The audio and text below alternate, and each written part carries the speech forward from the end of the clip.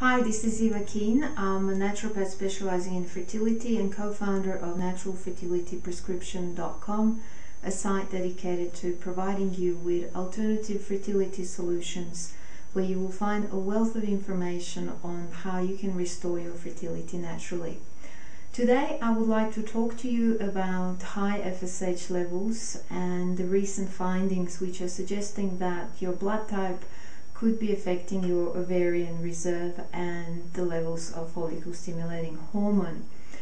A recent study in the US where 560 women participated in found that women who had O blood types had higher FSH levels, and their FSH levels were up to level 10, which is indicative of low or fair ovarian reserve. And so the scientists are suggesting that general population should be studied as well, because these women were all seeking fertility treatment, and to be able to conclusively say whether or not your blood type has something to do with your ovarian reserve, and if yes, to what extent it affects your ovarian reserve and your follicle stimulating hormone levels.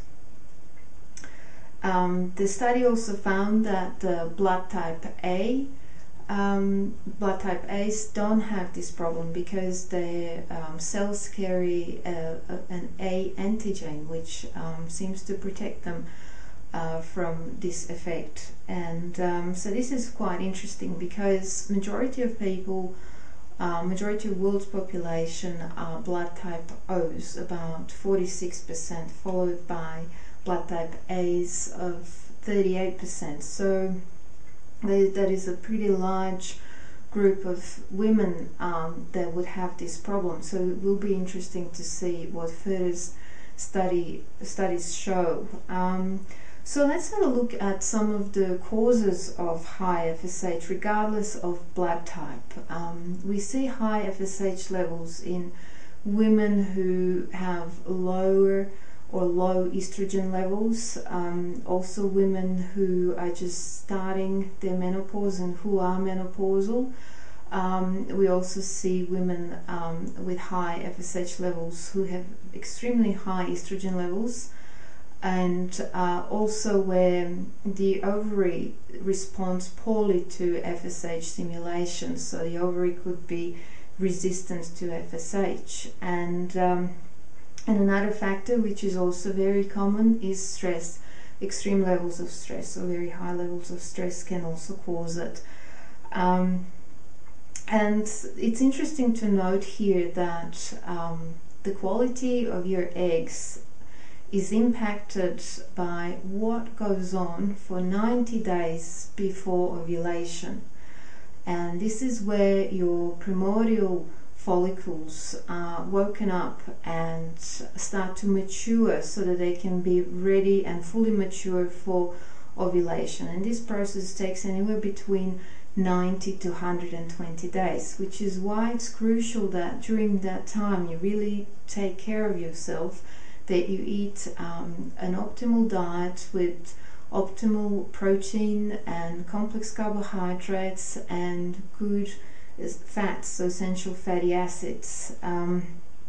Also important to good egg quality are your iron levels and your vitamin E levels. A lot of women tend to be iron deficient and anemic, which can result with fatigue, with pallor in their face, heavy periods, and also with poor egg quality. There are also herbs that you can take which have been traditionally used to help women in their late 30s and early 40s produce good quality eggs and minimize the risk of miscarriage. And these herbs are shatavari, dong quai, and rehmannia. So they're very good herbs you can also consider if your FSH levels are high and if you have poor ovarian reserve and poor egg quality.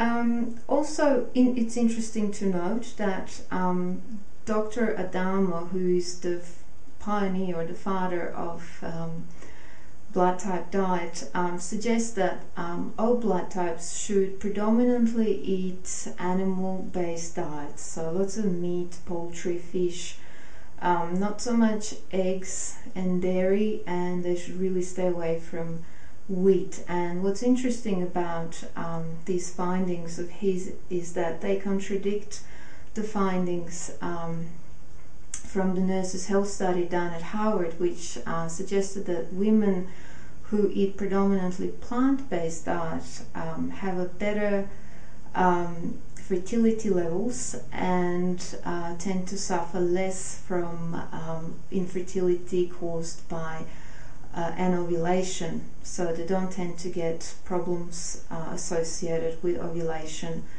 And so that's an interesting point to note. Also, another interesting thing that Dr. Dharma suggests is that iodine and kelp, which is a sea algae, very rich in iodine, magnesium, B group vitamins, which are all important for hormonal balance, but in particular for your thyroid gland, are very beneficial to blood type O's, and iodine acts as a tonic and has medicinal effects on blood type O's. And what's interesting to note here is that iodine is one of the key minerals involved in thyroxine production and is essential to healthy thyroid function.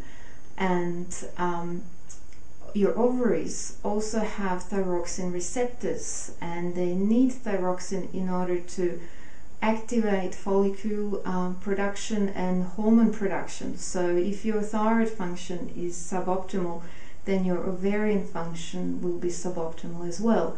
And it could be that this link between the thyroid and the blood type O's has something to do with the ovarian function and follicle stimulating hormone levels being high.